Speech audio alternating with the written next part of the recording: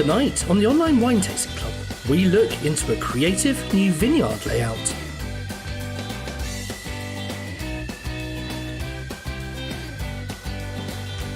We learn a little bit of Spanish.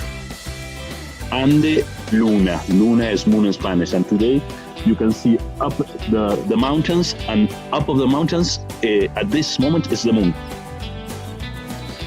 And we find out what badgers have to do with Argentinian wine.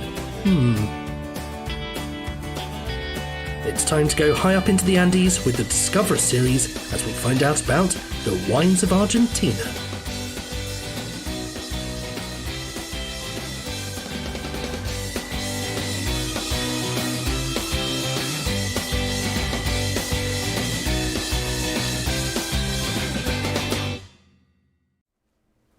Good evening and a very, very warm welcome to the Online Wine Tasting Club. I hope you're having a wonderful day today, and we are going to go to Argentina. And all shall be revealed going forward what I've been badgering on about as we get a little bit further into the tasting. But we're going to do things in a slightly different order. Usually we have a little chat, we drink some wine, we show a landscape, video, mountains, whatever we like to do. But we are very, very lucky. We've been having some conversation with a new winery called Pacion out in Argentina. And we thought this would be, being an Argentinian tasting, to let everybody know a little bit about it. So Kathy from Pacion is in the chat tonight. So if you've got any questions, we hope she's there. So say hi if you're there, and hi, and thank you very much for sharing your wine with us this evening. But what we're going to do is, let's get wine number one in the glass, because that's very important. So this is our Sauvignon Blanc from Argentina, a very aptly named the What About Me. So. What About Me? Yeah, where is mine? Oh, you're meant to say. Yeah, What About Me? There we go. Okay, we've got the gag in, we're done. Very well done. Now. Excellent. But what we're looking at doing is, the first video we do today is going to be a little intro to Pacion. I'm not going to talk too much about it because you'll see it in the video. But what we're looking to do is each month or so, whether it's wines of Argentina, wines of Australia, wines of wherever in the world, we're going to come back to Pacion and find out what's happening in the vineyard, whether it's pruning, whether the grapes are getting picked. So we really get on a month-to-month basis, see what's happening in the vineyard, what's happening, and you can really go on that journey from grape to glass with this vineyard. So it's a massive thank you for them for reaching out to us to support us, and the wines are fantastic. They do everything from this Sauvignon Blanc up to an absolutely phenomenal blend, and I'm sure we'll taste more of these wines as we go through the next year with them. But as always, we've got the Poly V available, so you can dive in and start putting your tasting notes in. But let's get drinking wine number one. I'm going to stop talking and let's go to the Pacion video and find a little bit out about them.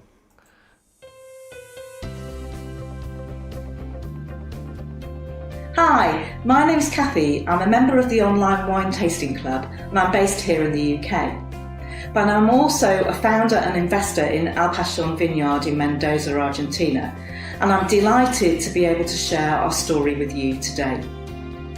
Our wine label tells our story. On our label you can see the signatures and fingerprints of all the investors. My name's Kathy and you can see my name here. What it shows you, it's a group of like-minded friends that got together to make iconic wine. Our story started at INSEAD Business School near Fontainebleau in France in 2009. We were on a course called the Challenge of Leadership, and there were about 20 of us on the course. One evening we'd been out for dinner, we'd had some fabulous food and probably drunk far too many glasses of fabulous wine. And one of the guys on the course suggested that we should do a business together as a reason to stay together when the course finished. And I remember getting that email headed "Your dreams will come true" in August 2009, and a group of us went out to Mendoza in Argentina and we bought some land to create what is now the Pacion Vineyard. I'm now going to introduce you to some of the people involved with the project, including Gabby Soto, our CEO, and our winemaker Karim Moussi. Hello and welcome to Pacion. My name is Gabby Soto, I am the CEO of the group. Today we are here at 1,200 meters above sea level in Uco Valley, some of the highest vineyards in the area. We have on the property 85 hectares, 60 of which have been planted with vines. When we started this project there was absolutely nothing here. We decided to start everything from scratch to make sure that we could obtain the best possible quality in our wines. When we started, we hired Pedro Parra, one of the very few PhD in terroirs in the world. He did our soil study and told us exactly what to plant where. And based on that, we designed our vineyard. Today, 8 years or almost 9 years afterwards, you can see the product of our efforts. The project started with a group of friends. We decided to make wine together and make a dream come true. If you look at our labels, it's the names and prints of all the owners. The name Al Pacion comes from two words in Spanish, alma, which means soul, and passion, pasión. Hello there, my name is Karim Musi, a consultant winemaker from day one here in Al Pacion Winery. We are in Argentina, Mendoza province specifically, in the Uco Valley region. We opened this winery this year after we planted a beautiful vineyard in the middle of the Andes, 86 hectares, where 60 hectares are planted with 7 different red varietals and 2 whites. We have beautiful Sauvignon Blanc, beautiful Chardonnay. We have 11 different blocks of Malbec, and also among other beautiful great varietals like Cabernet Sauvignon, Cabernet Franc, Petit Verdot, Merlot, Syrah, and Pinot Noir. So in this state-of-the-art winery, we have the very small tanks where we do all our experiments to the largest tanks where we do other type of fermentations. We are in the heart of the vineyard.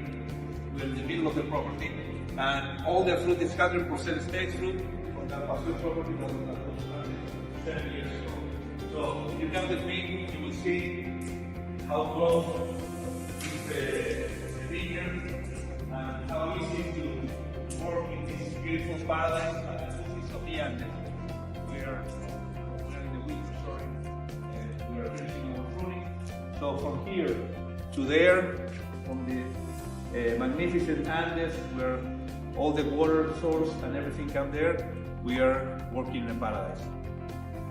Whilst we can't travel to Argentina at the moment, what I can do is tell you a little bit more about the vineyard and also to introduce our wines to you. And we can take a flight over the vineyard by drone so you can see what it actually looks like on the ground. On the right hand side you have a map of Argentina, which is highlighting Mendoza on the left. As you can see, it's immediately west of Buenos Aires, the capital.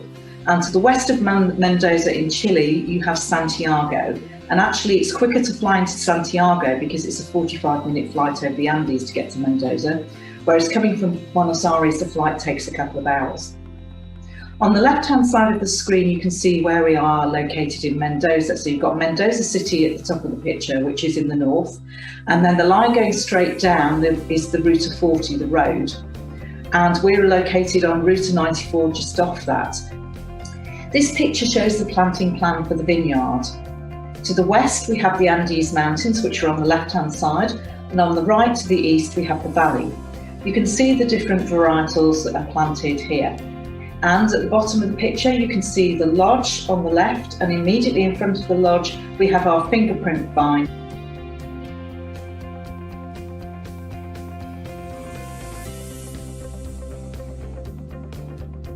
Each month, we're going to take a virtual visit to our Pacion vineyard in Argentina. And that allows you to see what goes on from month to month in the vineyard and see the journey from growing a grape to producing a bottle of wine. And I look forward to sharing that with you in the future.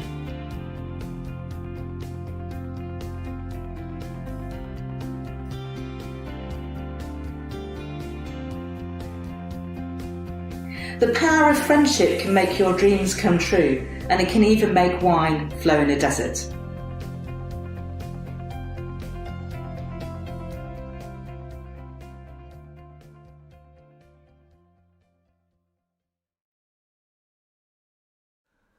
And welcome back. I hope you enjoyed that.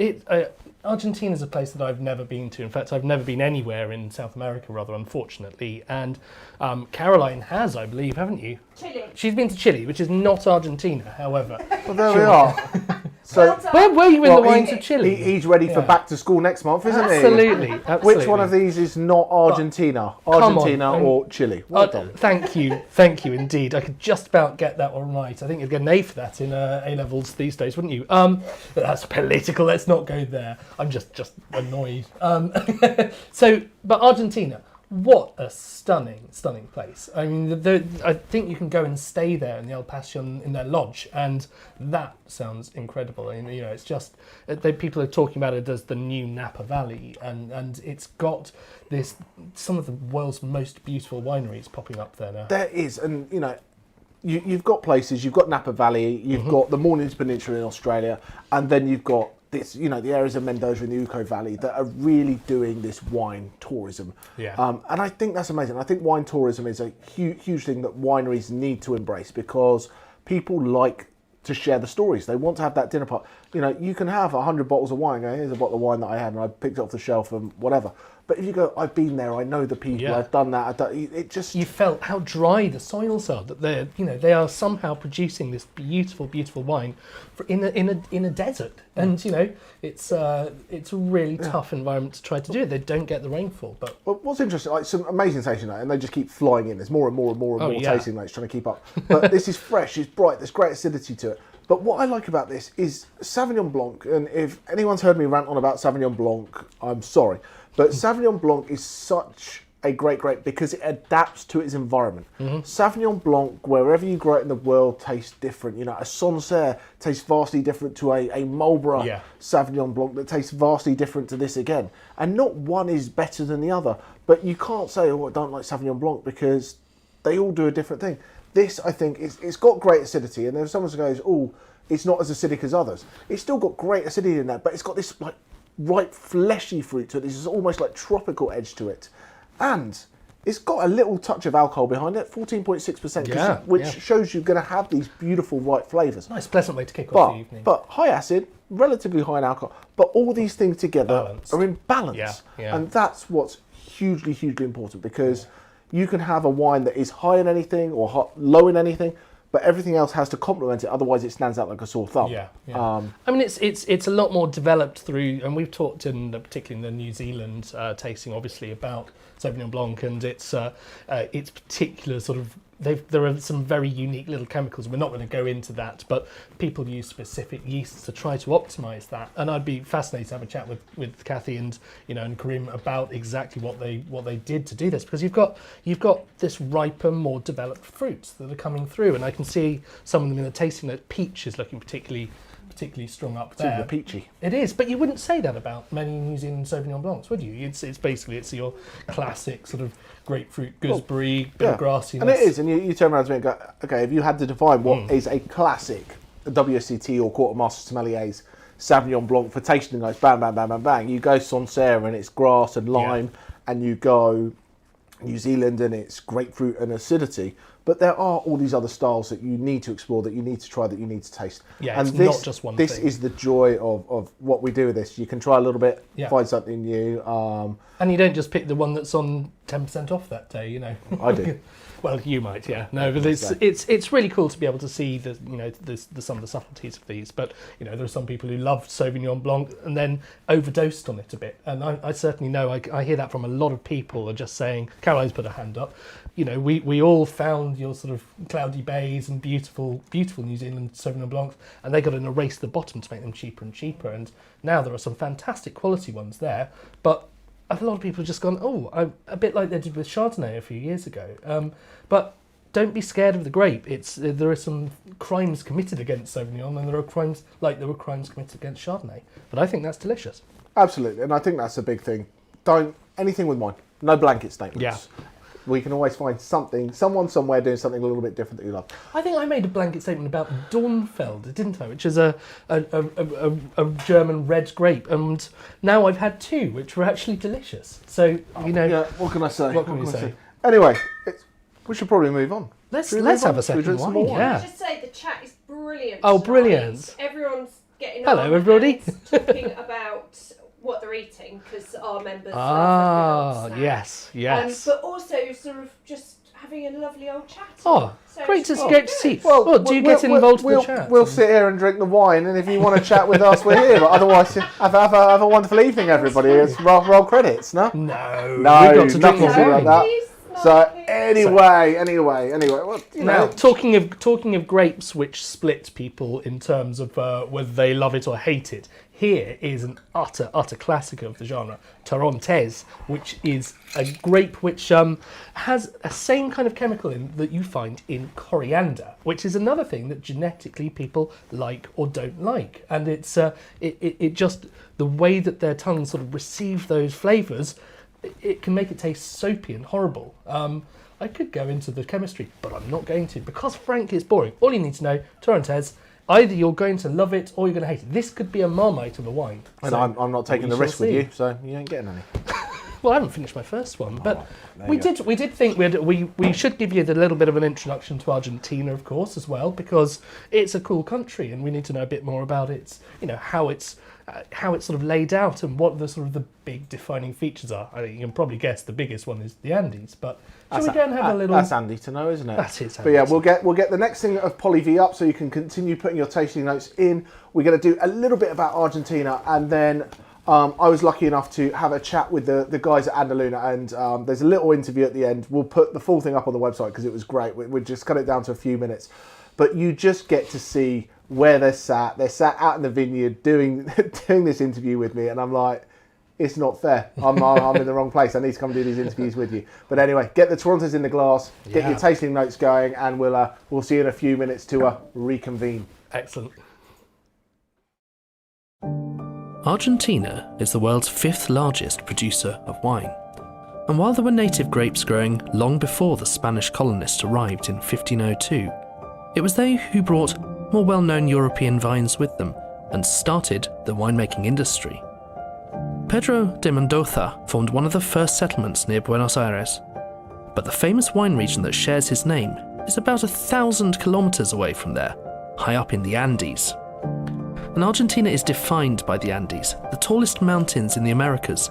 They make what's called a rain shadow. As the cold, wet air comes in from the Pacific, it rises over the mountains, drops its rain on the western side, so there's nothing left to fall on the east, making a desert. So vines have to cope with barely no water, and not only this, they have freezing cold nights, barren soils, and high levels of ultraviolet light.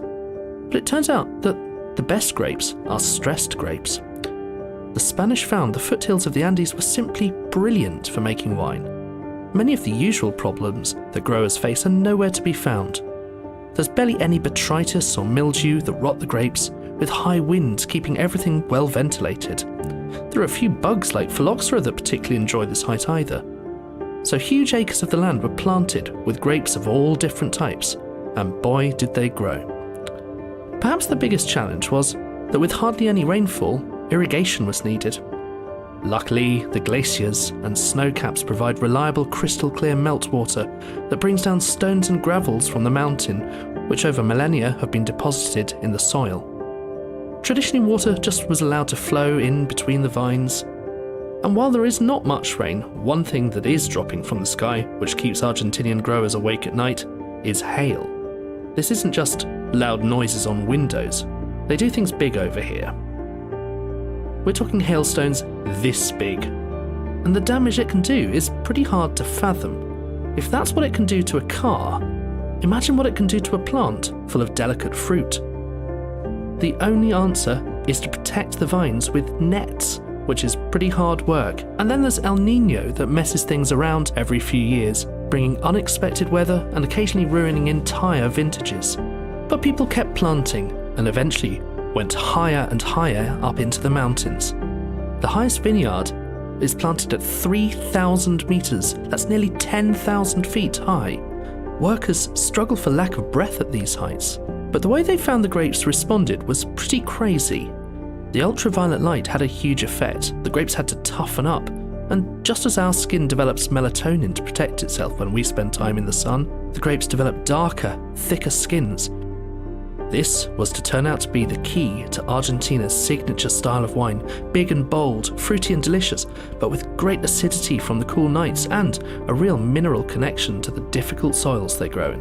And that's a pretty good recipe for a cracking glass of red wine. Argentina has a tumultuous history. After years as a colony, it declared independence in the early 1800s, but suffered years of uncertain politics. On the wine side, immigrants flooded in, bringing knowledge, new varieties of vines to plant and food. Winemaking grew to be a huge part of the economy and culture. In the 1980s, the government created incentives to plant in the hotter East Mendoza region, but they put in poor quality, high-yielding Criolla grapes, and as the volume went up, the quality and reputation plummeted. By the mid-1990s, the Uco Valley was in decline, production had dropped 2/3, and they were pulling up Malbec and planting tomatoes. 80% of the vines in La Consulta had gone in just 10 years. Was Argentina destined to be a bulk wine country, filling the bottom shelves of our supermarkets? Something had to change. Over in Chile, winemakers had been working with American wine producers to improve their wines, and the results had been astonishing. As far back as the late 1980s, some Argentinian producers had realised the error of their ways. They started to use flying winemaker consultants from France and Italy. And then they brought out the science and started to test what exactly grew well. They also decided to be nice and listen to what people actually wanted to drink. It worked. In just 20 years, the reputation had turned around. The Uco Valley has been described as the new Napa Valley, with the area under vine increasing massively and tourists flooding into the area. Vast, impressive wineries like Zuccardi, ranked as the best in the world several years running, and hotel and spa complexes like the Vines have been popping up. The latter even allows you to buy a few acres of your own vineyard, get involved, and make your own wine. Stretching more than 2,000 miles, Argentina is split into 3 wine regions: the north, Cuyo in the middle, and Patagonia Atlantic in the south. And it's up in the stunning Uco Valley where we find many of tonight's wines. In the rocky landscapes of Hualtarari in the Tupungato region, wine number 2 is made at Andeluna. We spoke to Manuel, the winemaker, to find out a bit more about their vineyards and their Torrontés.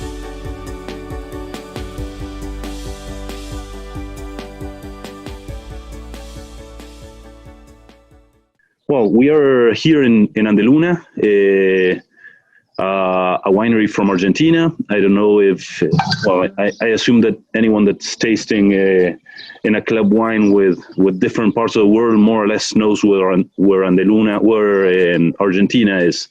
Andeluna is in the heart of the Uco Valley in Mendoza. It's the biggest productive area from Argentina. And we are basically very high up in the mountains. We are 1,300 meters over sea level.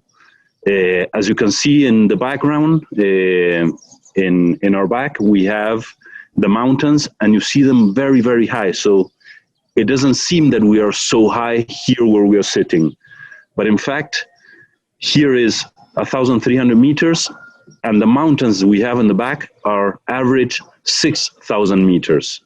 Okay, let's go with the Torrontés then. Okay, so here we have our Torrontés coming from this area, which is totally different with the Torrontés in the north of Argentina. For example, Cafayate or La Rioja. It's totally different, especially because we have to pick the grape later, because temperature in Uco Valley are lower than in the north of Argentina. And another big difference is the aromas.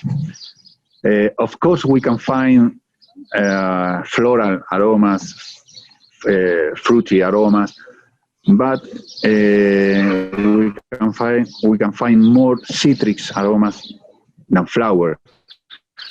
And sometimes, I remember in one tasting, people told me that this Torrontés was made with some percentage of Sauvignon Blanc. And I said, no, it's impossible. and I know what because why people things about the Sauvignon Blanc into these Torrontés is because the citrus aromas and citrus character. And this is because the area, the soil, the climate, mountain. I mean, so this is the main characteristics of our Torrontés.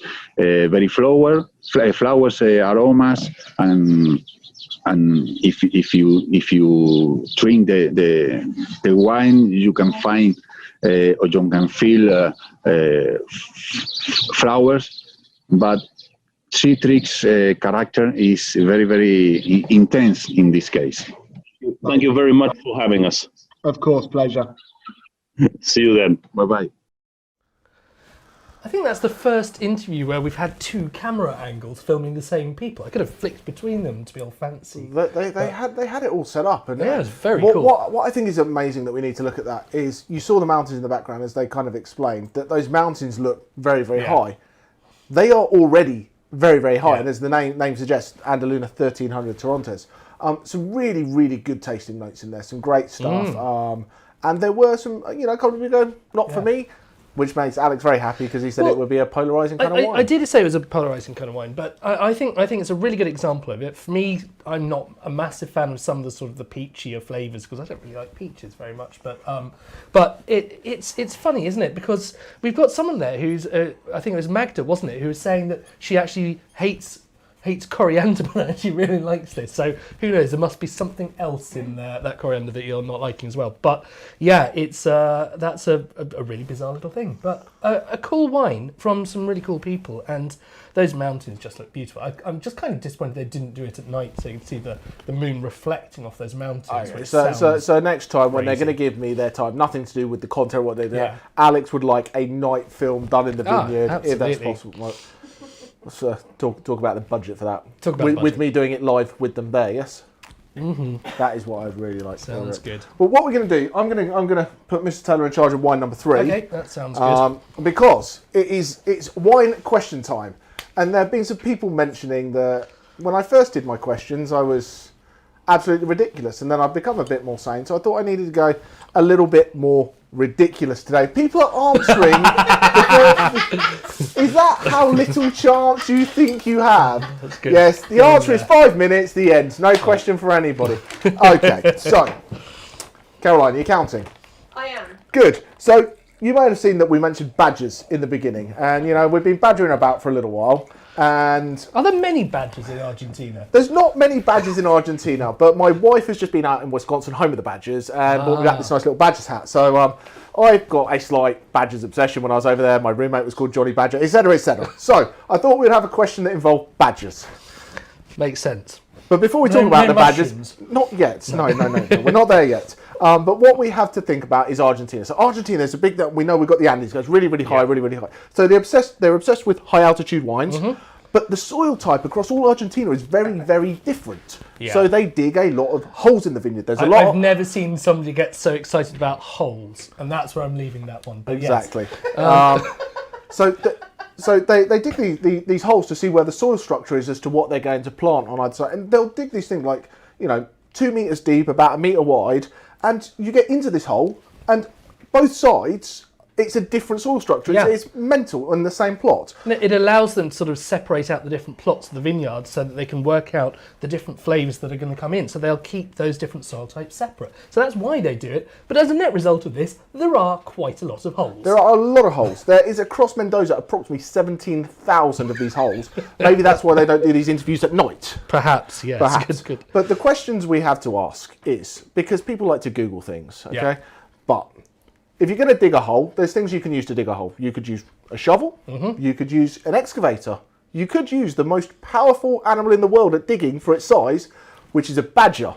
So the question we have to ask is, if we took all the badgers in the UK right now and took them to Argentina and asked the badgers to drink all these holes that are across Mendoza, how long would it take the badgers to dig the holes to check the soil in Mendoza? Ready, go. My goodness me. Is that not the most... I thought your last question about Godzilla, that was a pretty stupid one, but this is up there.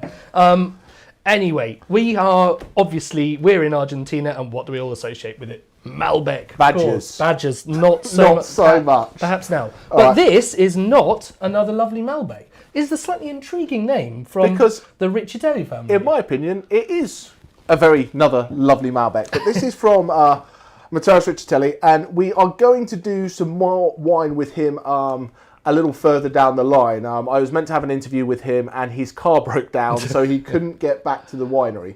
Perhaps he ran over a badger or something. Oh my God! Get your own words, yeah. Get your own words. So this is in the Uco Valley. I think when we discuss Malbec, obviously Argentina is the place for. Well, I say the place for Malbec. Obviously, there's the history that it was in Bordeaux and in Cahors in France. Yeah. But Malbec, I felt about 5-7 years ago, might have gone the same way that Australian Shiraz started to go about 15-20 years ago. That it was cheap, it was on the bottom shelf, and people were like, why would I spend more than £6 on a bottle of Shiraz? And there was some absolutely amazing stuff out there, but it kind of got blanketed. Malbec, I felt, was very, very close to getting blanketed the same way. But people have kind of clubbed together and are making these fantastic wines, and you see them going further and further into the Andes and different elevations, and they're really, really proud of these high altitude styles. We see Mendoza as a thing, because it used to be just Malbec from Argentina. Then we hear about Mendoza, and now we're starting to hear about these little sub-regions, Tupungato, Uco Valley, Cuya de Leon, those kind of areas. Exactly. That we're starting to see that. The same way that, this we chuck words around when we talk about Burgundy. We talk about Macon and Chablis like it's nobody's business. Well, you do. Mr. Rougeau over here. But I think it's interesting that we start to see these different things that they put the altitude the grapes were growing at. They put the sub-regions in. And I think that's really, really interesting. I think just the other thing to add is that back in France, where, Cahors was the sort of the big, bold style of Malbec, which I think we might have mentioned before, but it's proper sort of hair on your chest kind of wine. It has to be taken with the right kind of food, otherwise it's practically unpalatable. It's changing now a bit. But when they did a bit of research into the Malbec that's grown in Argentina that was taken over by the early people really bringing these grapes in. And they found that there was less genetic diversity of the grapes in France now by a massive margin. There's actually more different types of Malbec grown in Argentina now. And so it's not just this one thing. And then there's the winemaking techniques. And what these guys are doing with it is very different to what you'll find other people. For starters, they've done something called whole cluster fermentation. Badgers in the tasting notes, naturally, yeah. Someone's a winner over there. Very good. Someone needs to message Caroline. Whoever put that first badges in the tasting note, message Caroline at urbancraft.wine, and she will send you a £10 gift card to spend on your next bottle of wine, your favourite bottle of wine. Come on. Caroline at urbancraft.wine for whoever put badges in the tasting notes. Very good. But right, so let's get away from badgers. We've had enough badgers for an evening. So for a lifetime. For a lifetime, indeed. We don't have enough badgers. No one asked your opinion on badgers. Right, anyway. Whole berry. This is a wine tasting. Come whole on, badger fermentation. Whole badger fermentation. It's the biggest tasting note. It's gone out the window. Come on, whole bunch. This is not £67 Mal, I can tell you that. They don't do this sort of thing. Sorry, can someone put whole bunch in for tasting notes, please? No, don't. Oh, is that actually a badger? Oh my word. Wow. People are asking what the badgers are about, and we'll tell you later when Jamie reveals the answer. Great. Okay. Does anyone like to know about the wine? Not really, I'm drinking it. Riccitelli, they do a really classic one, don't they? This Hey Malbec, which is a really big, bold bottle, and it's a cracking wine. But this is quite different. This is I think he's avoiding oak pretty much, isn't he? I'm trying not to look at you because I'm just going to say. He's going to start laughing at badgers. But the big difference with here, what they do is they use the whole bunches of grapes, complete with the stalks, and they put the whole thing in. And that develops some quite different techniques. It's a technique that's more commonly used with sort of things like Pinot Noir and Gamay in Beaujolais. So they do that, and the process that starts making the wine is not coming from yeast, which is what everyone tells you. Yeast makes wine, and for the people who in my team who've just gone through anyone who's just done WSET level 1, right. Don't listen to him. Don't. Yeah.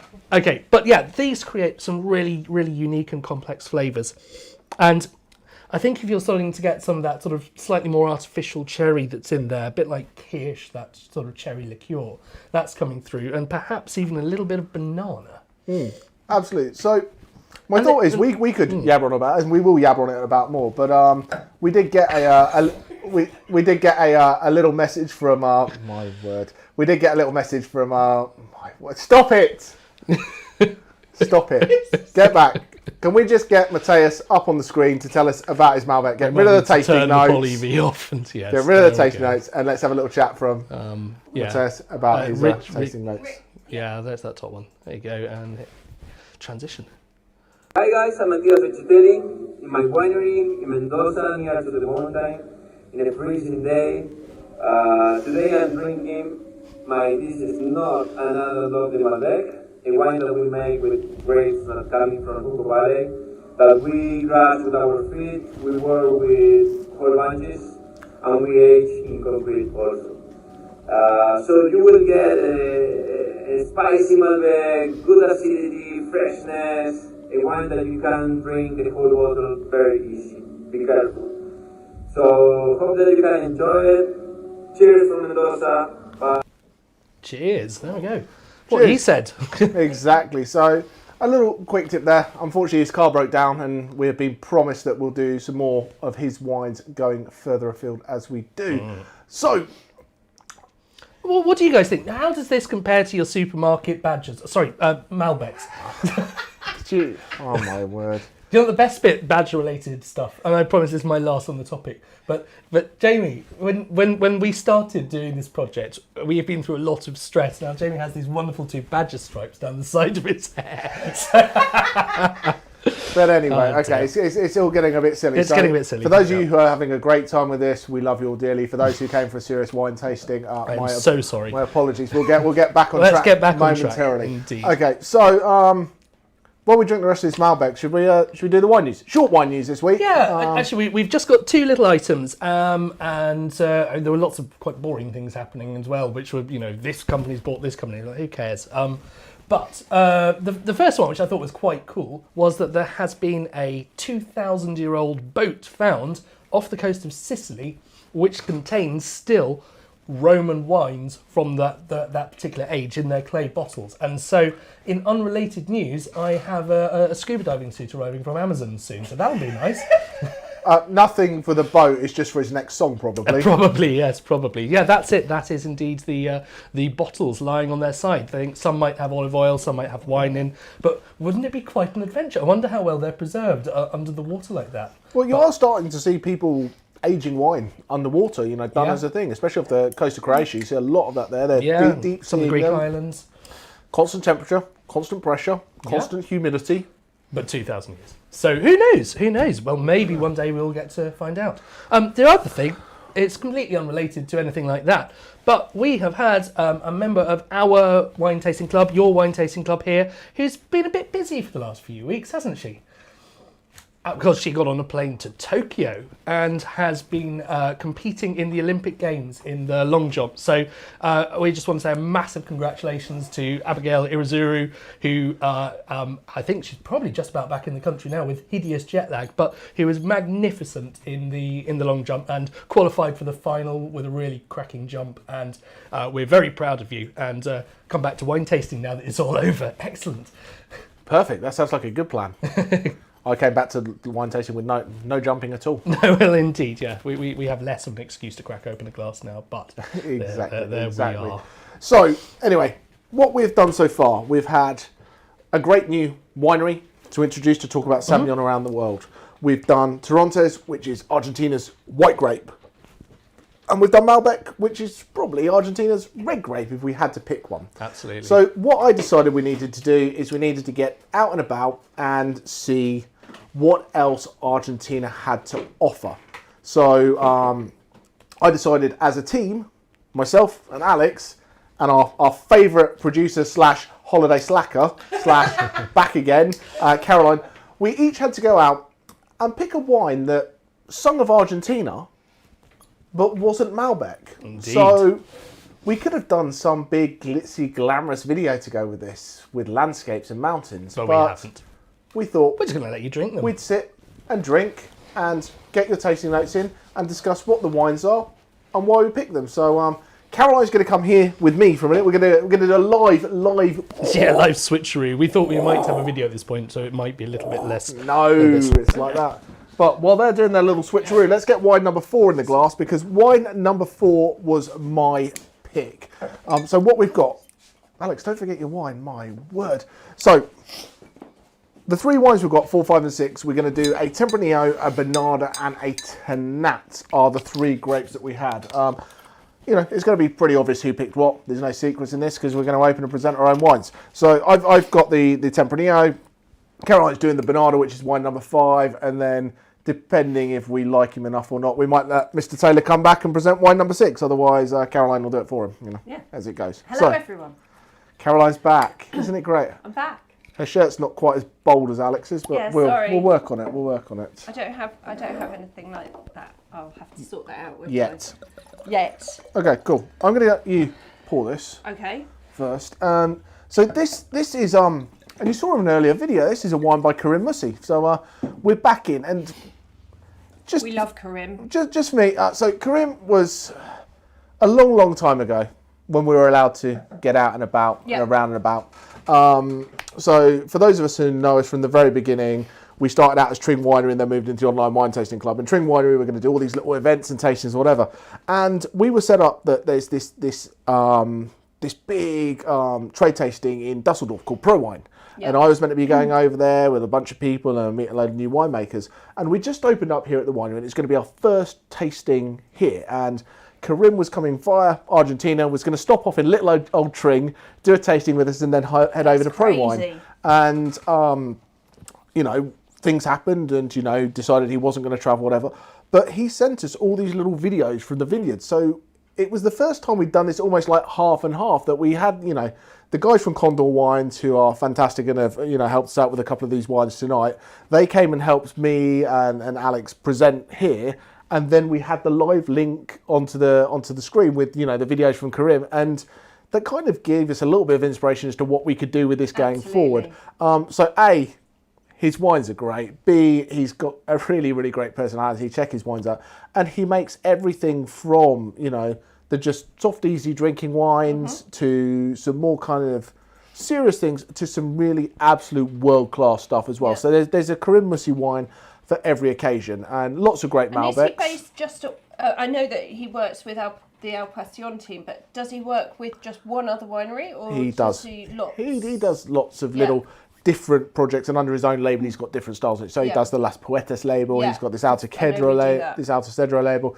He does Alandes, which is these multi-grape, multi-vintage blends, which his white, I think, is one of the best white wines I've ever had, let alone Argentina, like world-class bottle of wine. But this is Tempranillo. 100% Tempranillo, and a lot of his wines he does in French oak. This particular one he does in American oak, so 30% new American oak. And the reason that is, so Tempranillo is obviously really known from Rioja. Get back over there. So from Rioja. So he decided he would take those classic techniques of this new American French oak with Tempranillo, and this is from La Consulta, which is an area within the Uco Valley. So when we talked about there being regions and sub-regions. South of Mendoza. South of Mendoza, you've got the Uco Valley, and it comes just a little bit away from the Andes. But this... Have we got tasting notes up for this? So are we there with that? But I can't see them because I'm blind even with glasses. But chocolate, lots of these rich mocha-esque styles. It's got this beautiful little bit of vanilla from the oak. Cloves and spice. It's just decadent, isn't it? There's just so much going on there, but there's a real sort of acidity that sort of cuts through on the palate that just tones down all of the big, rich flavours as well. I think this is it's weird. I talk about Tempranillo, and when we talk about food pairings, Yeah. I don't believe that Tempranillo is the perfect food pairing for anything. Nothing, okay? But it is the perfect food pairing for everything. So when you get out into a restaurant and someone's having a lamb shank and someone's having a burger and someone's having a mushroom risotto, etc., etc., you go, oh, we want to get a bottle of wine for the table. Tempranillo is that grape because it's got enough fruit and enough tannin if you've got something bold and rich. It's got enough acidity if you've got something a little bit lighter. It's a really good, keep the world happy grape. And I think the way he looks after it, and you know, we talk Malbec is the number one grape. You know, Bonarda, which we'll talk about in London, is number two. But this, in this particular area, is the second most grown red grape in the La Consulta area. Okay. So people have got to be making it. And it's, you know, it's interesting to take a grape that is so entrenched in another part of the world and go, yeah, I'm going to give that a go and do such a wonderful job with it. You know, Año Zero is the name because the first vintage was 2000 and that was the first year we made it. So yeah, I've not seen Tempranillo really from South America much at all. So it's a really like brave choice. I think the interesting thing we need to look at, I was actually talking to somebody earlier about these particular wines, that it's not that no one's doing it. It's the fact that it's not getting hit because you say Argentinian red and you say Malbec and you might say Cabernet Franc, maybe. Yeah. And these other grapes, they're there, they're being made, they're being consumed locally. And I think generally South America does have a kind of a value brand tick next to it that people go, I'm happy to spend 8-10 quid on a bottle of South American wine. Am I happy to spend 15, 18, 22 pounds like they would on a French wine or an Italian wine? And I think it is people need to get these wines open and in front of them and get tasting them and realise that this Tempranillo, like the fact it says Argentina, if it said Rioja, you go, holy moly, this is really good value for money. Yeah, but I love Rioja, absolutely love it. But you don't get a lot of that. I mean, it is there. I can get the vanilla. But it's not as much. It's only 30%. Right. Only 30%. It's not in, you know, it's not like a Grand Reserve Rioja that's sat in an oak barrel for 5 years before they do anything with it. So I think this is, and I might be lying, and I should check my tech notes before I chuck numbers out, but I think this spends about 18 months. Okay. I mean, that's. So it gives a bit of time. Or is it 8? 8. It's 8. Oh, well, okay. Interesting. Nice one. What do people think? Anything in the chat, the comments?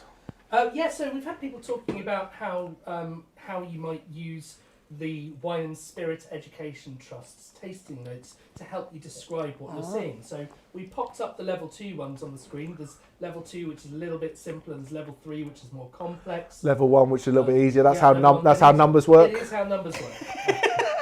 Level 4, harder still. Yeah. True.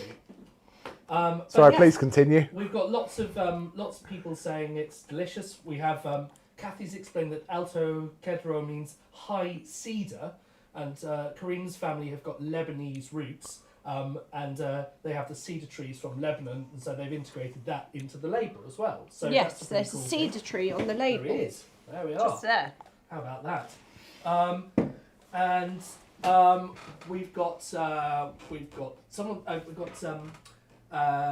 Bianca said that there are mulled wine vibes to this because of the spice, and I think it has. It's got that baking spice and woodiness about it, bit of and it has got this nice fruitness that is inherent of being a little bit sweety kind of flavours. Yeah, absolutely.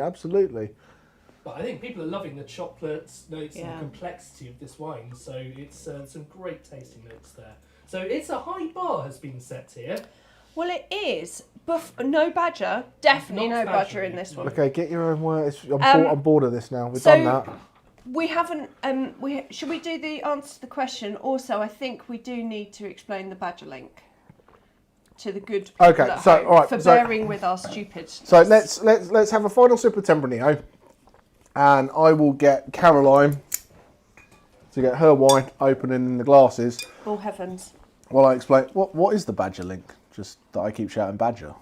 Okay. Okay, so the story was yesterday, for some reason, I was in the warehouse, and I said something. I said to the guys, "Come and have a badger at this, rather than come and have a butcher's at this." So I got mocked inherently, and I'm like, "Yeah, whatever, badger." And then Caroline's like, "I bet you can't get the word badger into the tasting." I'm like, "Well, that's far too easy. I can just, go, oh, we're going to have a little badger about."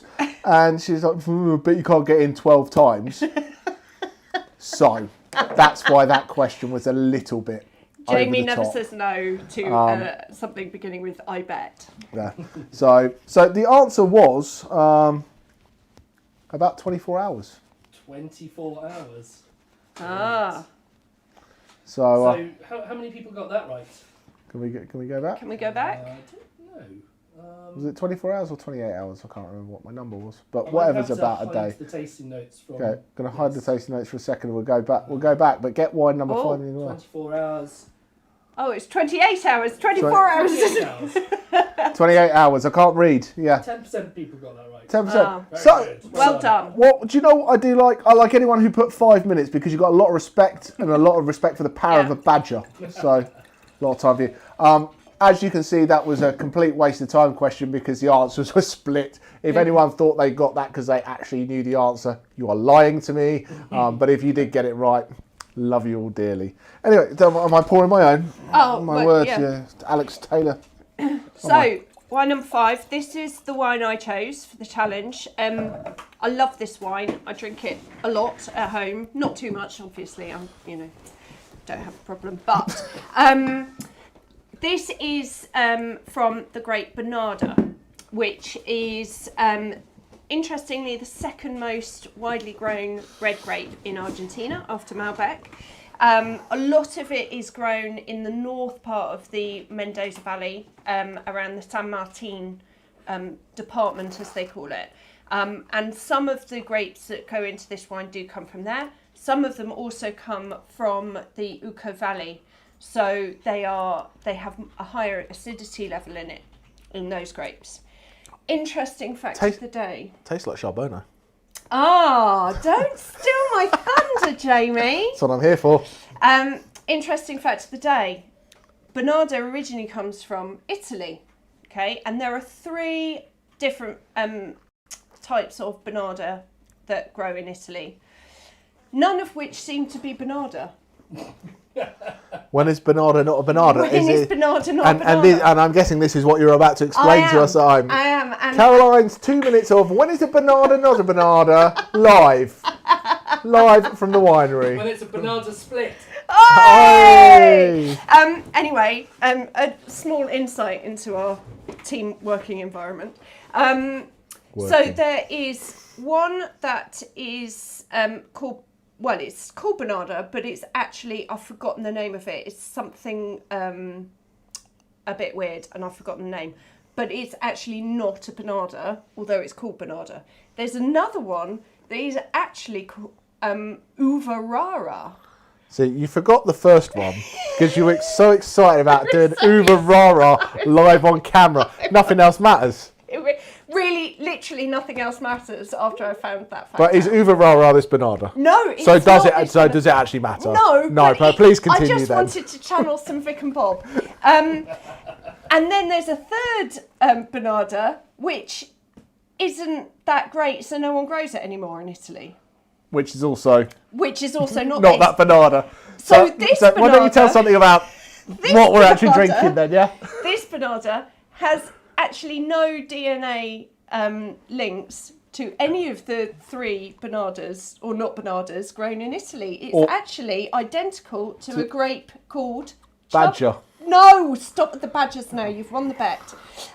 It's identical DNA-wise to a grape called Charbonnet, which is grown in the USA. Yeah, so you find a lot in California. People like Rob Foley make some really good, Toffanelli makes some really good stuff over there. But still, to be honest, it's not a grape that loads of people know, is it? No. So, everyone's got their tasting notes. So people put their own tasting notes together. But so, if I'd never had a Bonarda before, okay, and I think this is important when we do weird and wonderful grapes. Yeah. We can talk about chocolate and cherries and whatever we want to do. If I like what? why should I try a Bonarda? Because you know, for me, it's not Malbec-y. There's more fruit to it than that. There is more fruit to it. So where is from my everyday drinking wine the Cabs, the Pinots, the Merlots of the world that we know? So I would say, where's my step? I would How do say I get here? I wouldn't go Cabernet because that's sort of slightly more on the austere. This is more between a Malbec and a Merlot because it's got the jamminess of the Merlot fruit, and there's a lot of lovely jammy fruit there. It's got a hint of spice and structure that you get on Malbec, but it's not as big. I think this is just a gorgeous, everyday, nice Argentinian fruity wine that's a little bit different and has enough structure to stand up to food, but actually you can drink it on its own as well. Can I share what's just come to me? And it might be completely useless. If Zinfandel and Chateauneuf-du-Pape had a baby, it would be Bonarda. It's got that spice, it's got that jamminess, it's got that richness. Yeah, but it's not quite as big as a Californian Zinfandel. It's not, and that's why you need that a little bit of spice to bring it down. Yeah.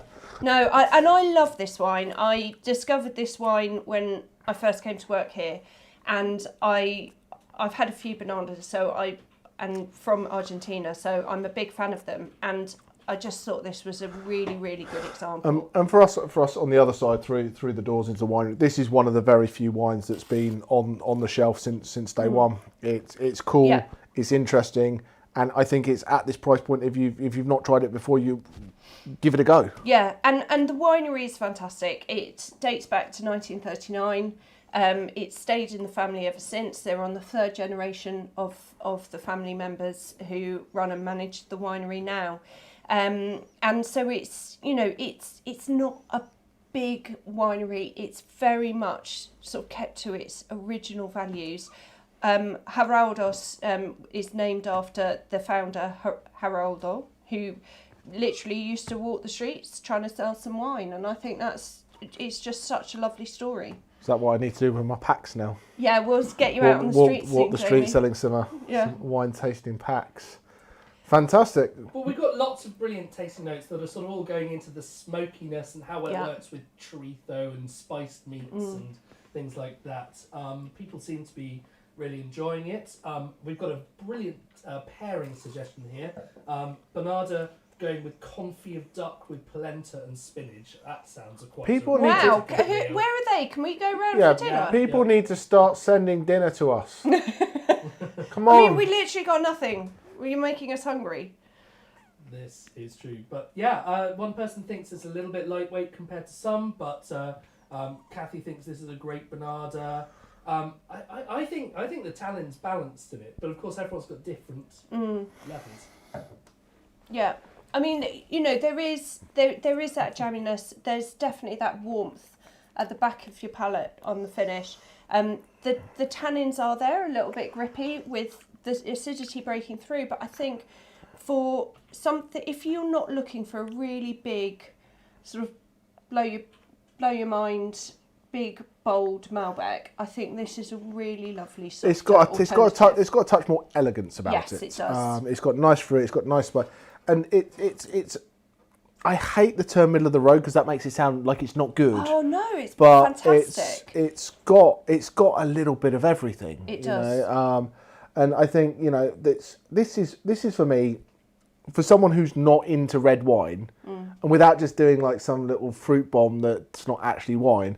This is a good, I think, red wine to get. So it's got a bit of tannin, and for me, if I wanted to teach people about the balance of fruit and tannin and spice and how these things integrate, I think this is a really good wine to be able to use that as an example. And I think that elegance comes from the blend of I thought the elegance came from the person describing it. Oh, why are you being nice to me? We'll soon find out, won't we? Yeah, it comes from the blend of picking the grapes from different regions within that Mendoza valley. Why are there ducks? Oh, comfy duck. Right. Okay. These are comfy ducks. Oh, excellent. We're actually trying to have some serious wine chat. We have a serious question. What is it in the wine that dries your mouth out? Ah. So, the drying feeling of wine is two. You've got the acidity that does kind of get it going, but the real big thing we talk about is the tannins. So tannin is that drying out, and that occurs in the skins of the grapes. So you have tannin in the skins, and it's that same thing that if you have your cup of tea in the morning, you leave the tea bag in too long, you know, you get that kind of furriness on your tongue. So tannins dry your mouth out, and the way you can tell, and I was doing a bit of teaching. I like to do these weird things. So tannin will dry your mouth out, but the way you can really tell if there's tannin is you put your finger in the wine, put it there, and it will feel your cheek suck into your gum because it dries out. Really, so you've got that tannin drying. And that's why we call them grippy tannins sometimes, because sort of it grips your cheeks to your so gums. that's what gives that drying feeling, that kind of like furriness of the mouth, that kind of chewiness. Chewy. If you want to know what tannins is, wait about 7.5 seconds until we put Mr. Taylor's wine in the glass, and then we'll know what tannin is. Yeah. Speaking of that, I think he's playing in the chat. I am. So I'm just saying what you would want to do to balance out those tannins. So if you've got a very tannic wine, what would you eat with that? White wine.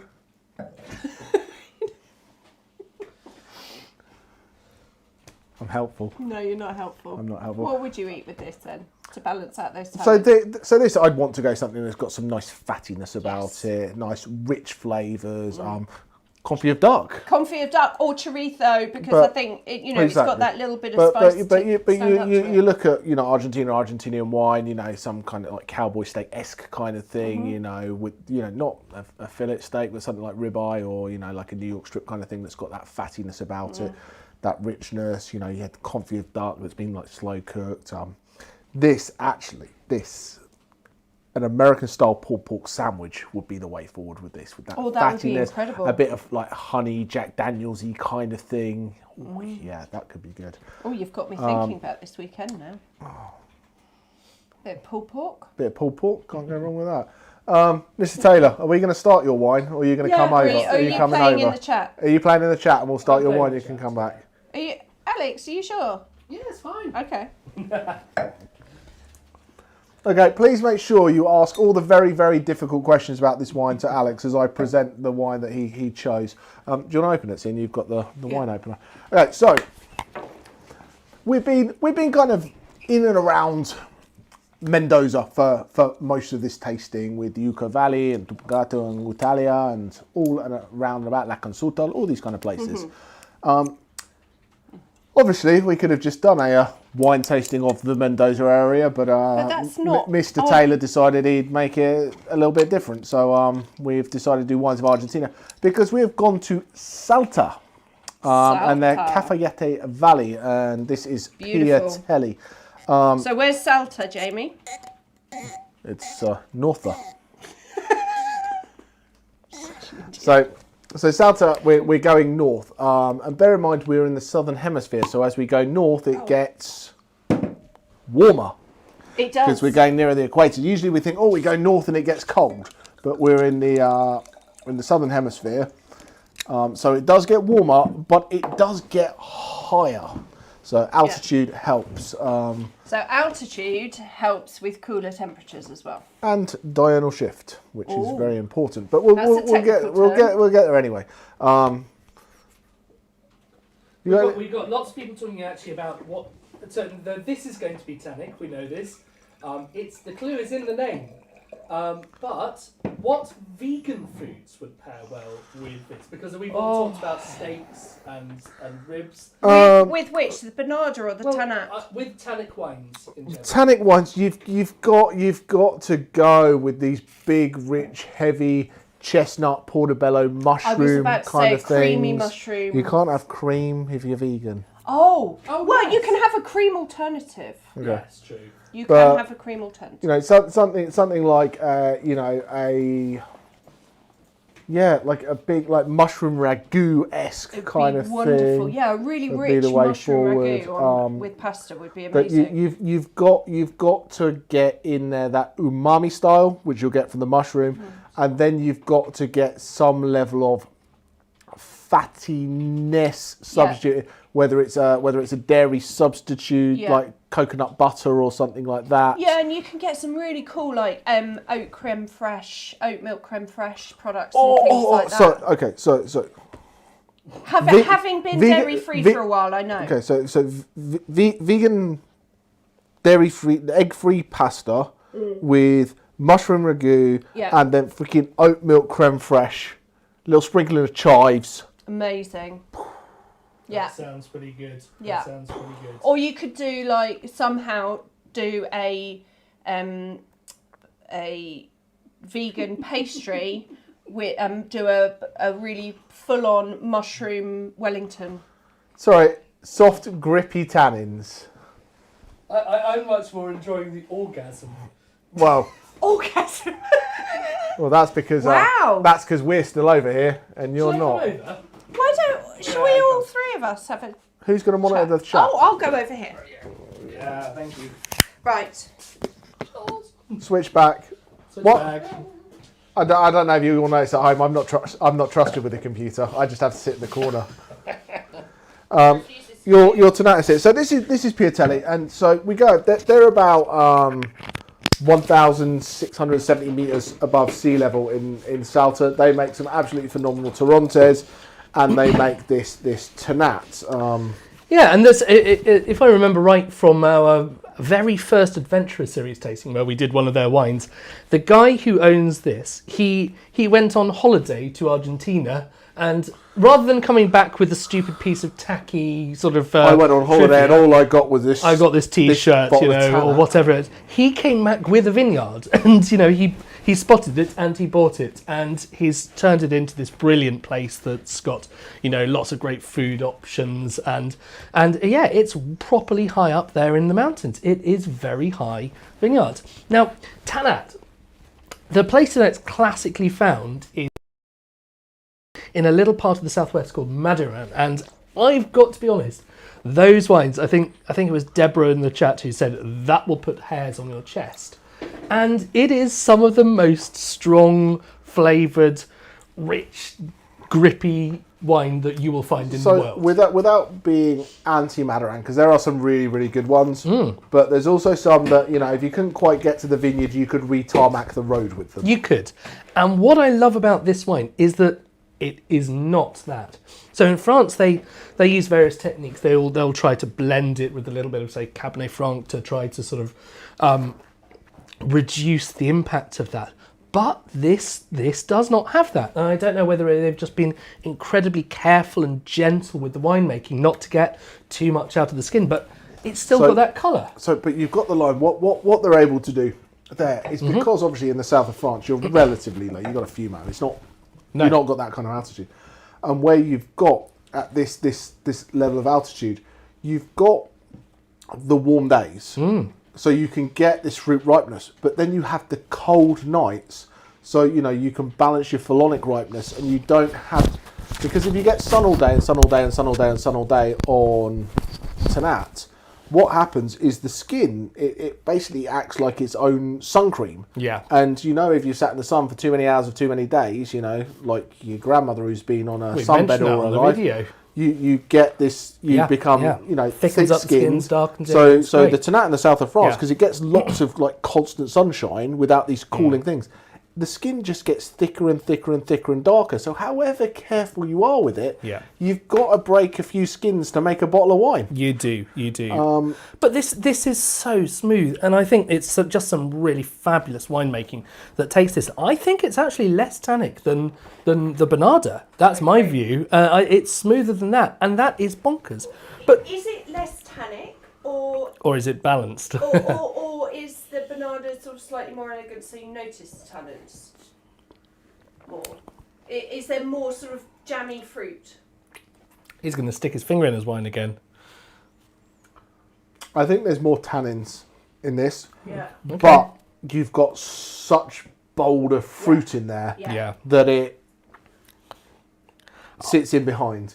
This is just, it's deep, it's dark, it's decadent. Like it's so cool. You swirl it in the glass and just look at the. It's a monster. I think he quite likes it, doesn't he? And you know, but you know, this is challenge is fine. It is, but I mean, one of the cool things about Tannat is that if I picked this wine, it would be the best wine of the night. But because I didn't,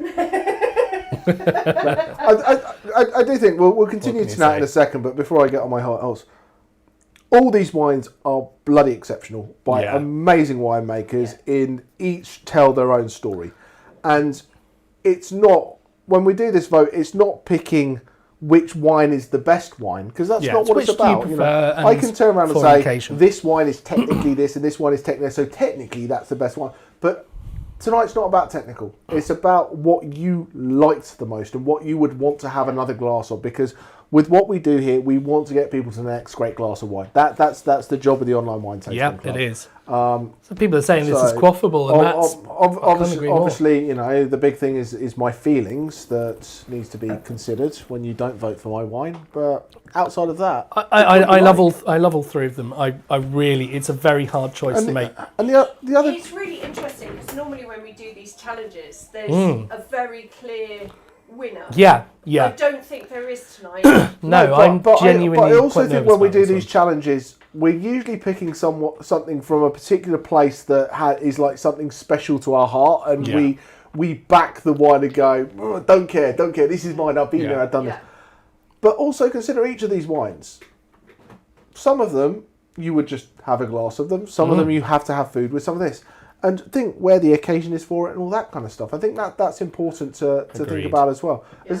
I find it amazing that someone has put quaffable on a Isn't Tannat. that crazy? A lot of people agree with that. So, once again, that's not when you say Tannat. No, blow your socks off, right? Precisely. Yeah. So I'm hoping that people who thought, wow, this one's going to come along, and it's not quite what you'd expect from the French ones. And I've said this before. I've never been to Argentina. I've spent a lot of time in the south of France, and we had these big, bold tannic wines, which, frankly, if you weren't eating the right thing, but were unpleasant. If you were eating the right thing and you're having a great occasion and you're out at these sort of big sort of village dinners, they're brilliant, and it doesn't matter. It's happy. But this is an elegant wine. It's balanced. It has fruit. It has the chocolate that you're getting in the Tempranillo, and I think it's quite clever because they did the main fermentation, the winemaking in stainless steel, so they could control it, keep the temperature down. Do you think we should let people vote? We're yabbering on a bit. Do you think we should let people vote on their favourites?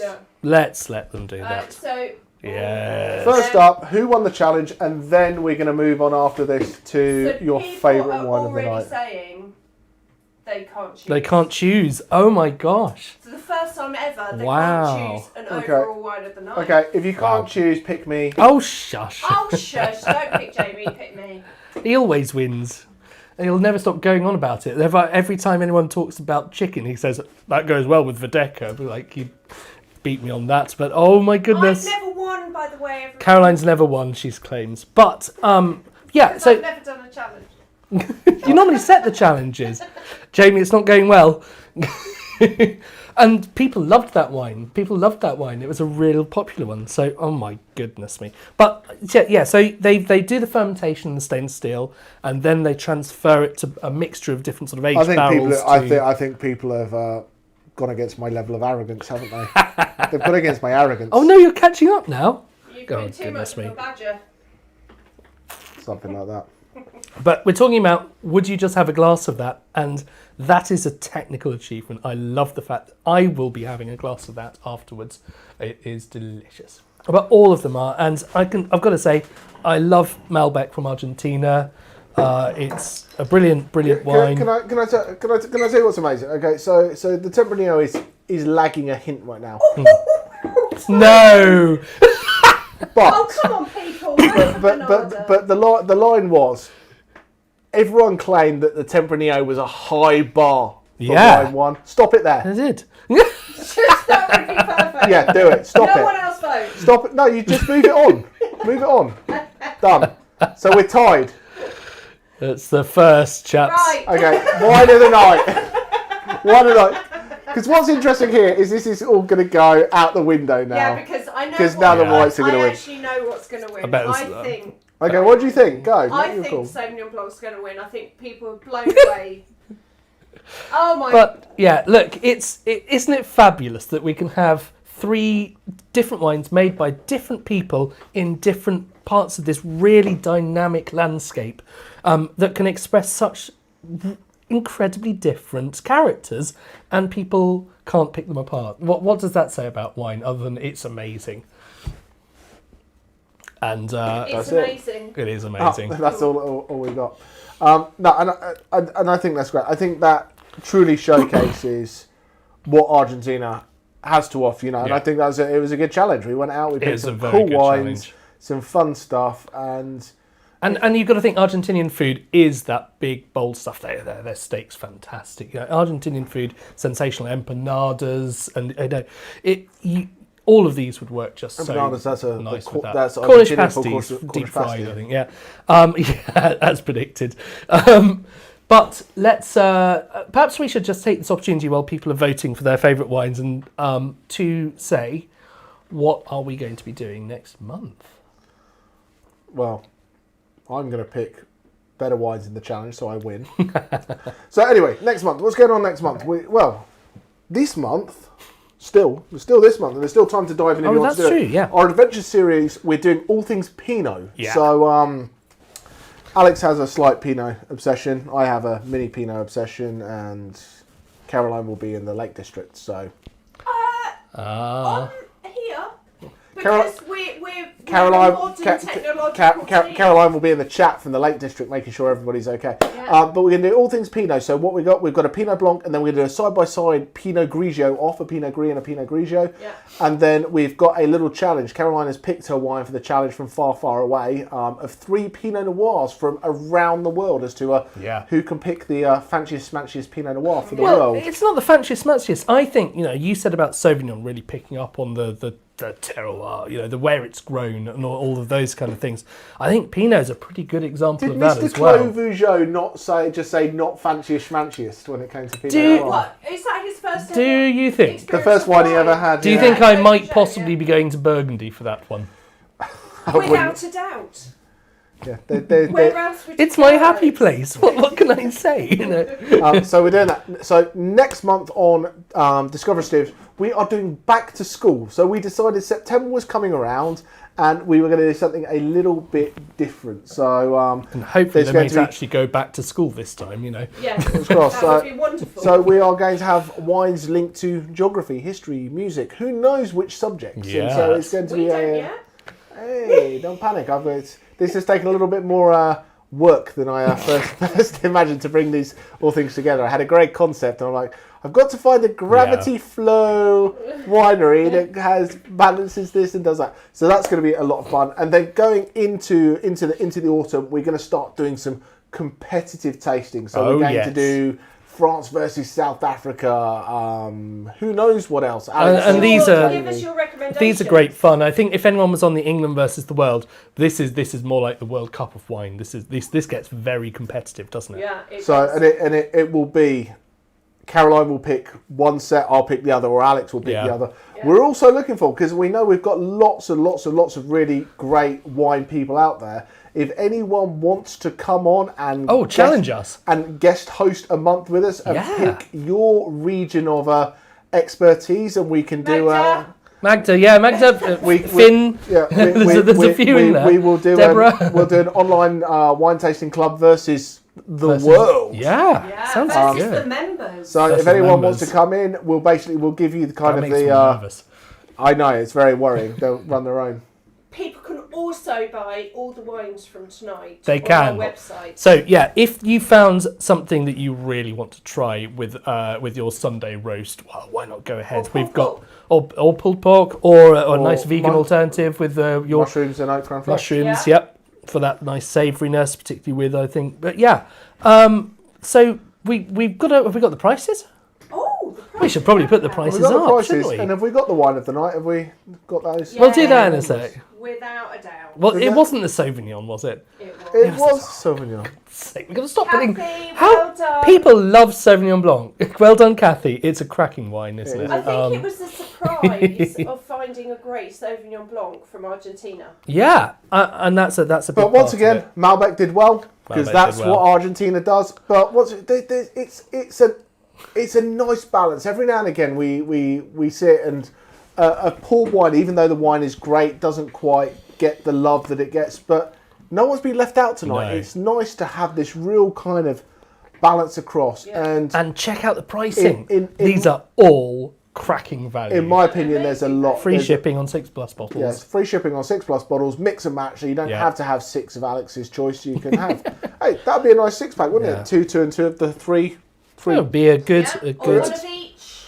Or one of each. Look at that. Or a case of Sauvignon Blanc to get you through the last few warm days of summer. Absolutely. So many options there. So that's on our website at.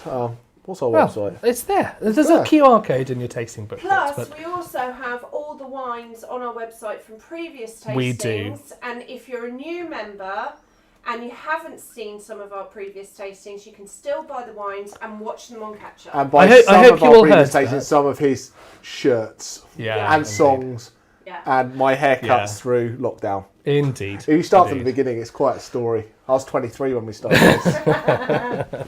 But I think that was a really fun little visit, and a great sort of exploration of Argentina. We've literally been discovering things that I didn't know a few years ago about Argentinian wine, and it's right at the top of my list of places that I want to go and film and visit. So I hope you have shared that passion that we've found, and I love the fact that we're going to be working with El Pacion to follow this story through and to see what they're dealing with in the vineyards, and are they going to get any of those hailstones? Do they have to put the nets up? How are they doing this sort of irrigation? Well, I'm playing they're going to have a perfect vintage. I think they're going to have a brilliant vintage. And thank you all so much for sharing in this really cool experience with us. I hope you've had as much fun as we have. Are you going to come say bye, Caroline? And then she can't roll credits though, can she? Well, she can. She can shout bye and then go and roll credits. Bye, Caroline. You're on the wrong side of the. Come over here. Oh my word! Come in here. There you go. It's a bit camera reversed. shy. There you go. Bye, Caroline. Bye, roll Caroline. Credits. Thank you all, guys, and hope to see you next time. Do tell your friends if you've had a good time. Hold on, I've got roll credits. She's going to roll credits one day. She is. Roll credits.